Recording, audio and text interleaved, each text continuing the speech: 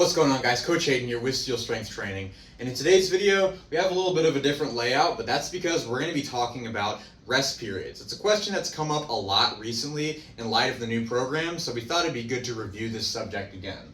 Before we talk about minutes and seconds and things like that, we have to first talk about what the point of resting during exercise is to begin with. First consideration is to replicate performance. So if we're doing multiple sets of one exercise, we want to be allowing enough time to pass between sets so that we can keep the level of performance relatively the same. Secondly is we want to maximize efficiency. So these points illustrate two ditches on the side of the road.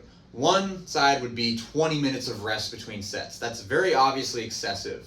But on the other side we have no rest, 5 seconds, 10 seconds. Especially if we're trying to push ourselves, that's just not going to cut it. So how do you decide where between those two ditches you're supposed to be? Let's first look at this graph right here where we have that relationship illustrated. We have performance potential as our y-axis, so your ability to perform, to put in an A+ effort. And then our x-axis is time, the amount of time that we need to allow to pass. And how does that influence your performance potential? Well, let's say at the very beginning of the graph here, we got nice and warmed up for any of our exercises and we're all ready to go. By the time that we do our first set, you rack the bar, your performance potential will drop significantly. So it wouldn't be a good idea to go for your second set right away after you re-racked. You need to allow enough time to pass so that you will be able to restore that performance potential before you do your second set. But what exactly will dictate the amount of time specifically? What kind of variables do we need to consider?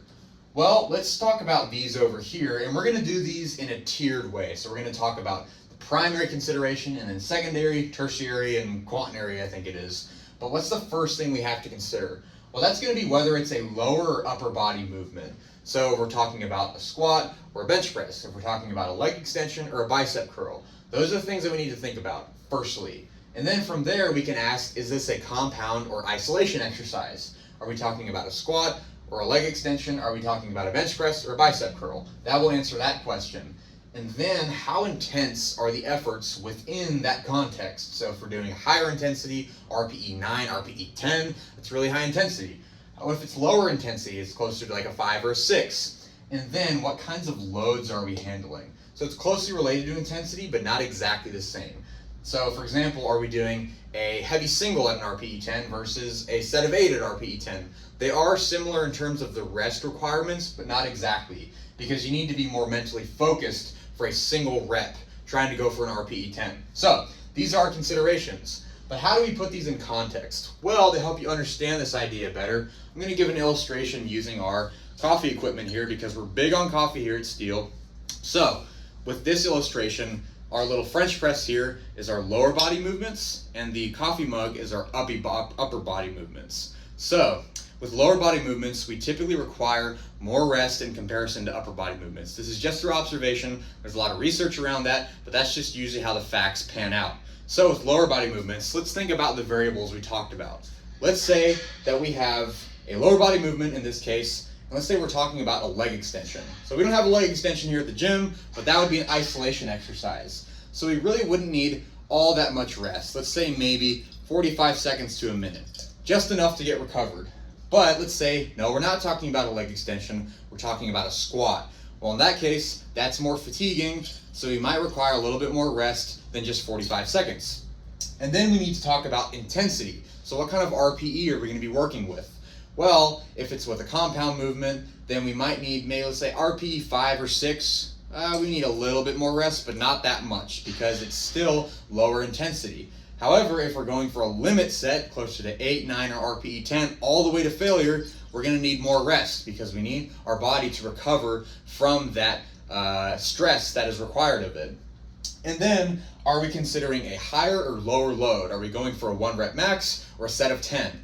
If we're going for a set of 10, we might need not as much rest as we would for a 1 rep max, but if we're trying to get mentally focused and ready for a maximum attempt, we might need close to the upper end of that rest period range, which might be like 4 to 5 minutes. So on the bottom end, we have maybe 30, 45 seconds, all the way up to 5 minutes. So for the majority of the time, you want to be anywhere between 2 to 3 minutes because all of these variables will find an average right around there.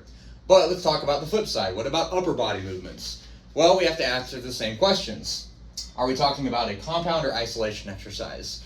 If it's isolation, then same thing, we don't really require that much rest. It might be anywhere from no rest to maybe 30 seconds. And then from there, are we talking about higher or lower intensity?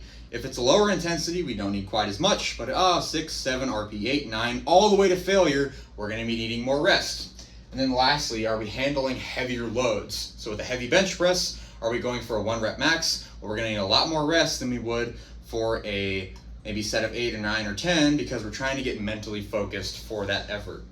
So this just illustrates how rest periods work, how we think about those in context of the exercises, the types of exercises that we're talking about, the amount of intensity, and the loads that we're handling.